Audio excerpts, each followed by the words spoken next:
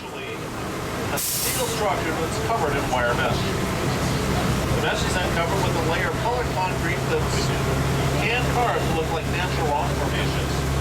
The yellow pipes carry the gas for the fire and explosives that you saw, and the large pipes carry the water for the flash flood. The flood started when we opened the gate to 3 large holding tanks at the top of the canyon, sending 70,000 gallons of water thundering down the canyon toward our shuttle. For added effect, we also blew some of the water in for you with air cannons.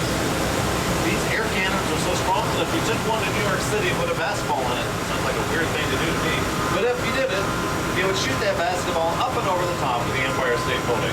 The earthquake you felt was a 5.1 on the Richter scale and produced by high-powered hydraulic shaker tables located underneath the bridge. If we turned one of those all the way up, it would toss a small car up and over the railing and into the base of the canyon. The canyon was originally created with the help of a Hollywood special effects team, and what seemed like an out-of-control disaster was really a safe, computerized sequence of events. You take a look to your right. It's a plane that has special meaning to the Walt Disney Company. Airports across the country knew this as the November 234 Mickey Mouse, but we here in the Backlot and the Walt Disney Company fondly refer to it as the Mouse. It's Walt Disney's personal plane, and its first mission was to fly Walt and his Imagineers from New York, or from California to New York through the final planning stages of the 1964 World's Fair. It was also in that plane that he flew his secret scouting missions all over Central Florida looking for just the perfect location for what you now see as Walt Disney World. Now there's split personality Herbie back there again. He still just does not seem to be able to pull himself together. Poor guy. I didn't even get wet. Now if you take a look to your right, this is our home of our high-octane production, Lights, Motors, Action. It's a beautiful Mediterranean village set, and it's inspired by one of the most popular attractions at our Walt Disney Studios Park in Paris, France. We're circling around what's known as Acceleration Alley, where our stunt drivers go from 0 to 50 to 70 miles per hour by the time they burst onto the set. Now, if you jog your memory for a moment, if you remember all those tires we saw back at the costuming tunnel, they end up on the pavement right here. During the hot summer months like we're in right now in Central Florida, you go through one set of tires per car, per show, all summer long. That's a whole lot of tires. But if you ever want to know how many galoshes stones were made, this is the show for you. We have 2 more today, I believe at 11:30 and 4:30 today. This is another one of our studio boneyards on your left.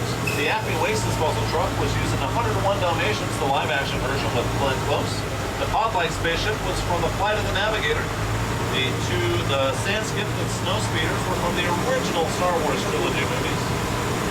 The yellow submersible and helicopter were from the Life Aquatic with Steve Zissou. There's another demolition derby Herbie, or another Herbie. That is Demo Herbie. It's from his latest adventure, Herbie Fully Loaded with Lindsay Lohan. The red spaceship was from the Hitchhiker's Guide to the Galaxy. That was a presidential escape pod. And we have 2 trips from the Haunted Mansion, starring Eddie Murphy. We've left the canyons of Southern California. We're passing a Mediterranean village, and we're headed toward the streets of New York City. It's a trip that only takes a few seconds here on our backlots. Now right now you have one more major photo opportunity coming up. Initially on your left, and then on your right as we go around the corner. As you look down the street, you're going to see what appears to be the skyline of New York City right here in Orlando. It's an old movie trick called Forced Perspective. The buildings down there at the end of the street are actually simply just painted flats. The Empire State Building in New York is over 100 stories tall, but ours here in Orlando, just a little bit over 4. If you take a look at closer look at our backlot, we also see the steel structure that keeps us standing. Designed with Florida weather in mind, our backlot can withstand hurricane-force winds of over 100 miles an hour. Now if you take a quick look, there's the Power Rangers out there. They're saving the world one autograph at a time. Now we're coming toward the end of our tour. We have one more major must-see, however. It is the American Film Institute Showcase, and its show right now are villains, the characters that you love to hate. It's our salute to the silver screen's bad guys and the films that made them infamous.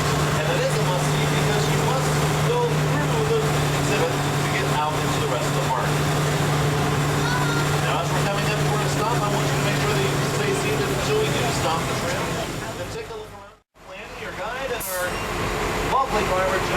been our pleasure to have you with us today for the tour. Thank you all for coming and have a wonderful rest of your stay at Disney's Hollywood Studios. Bye-bye now.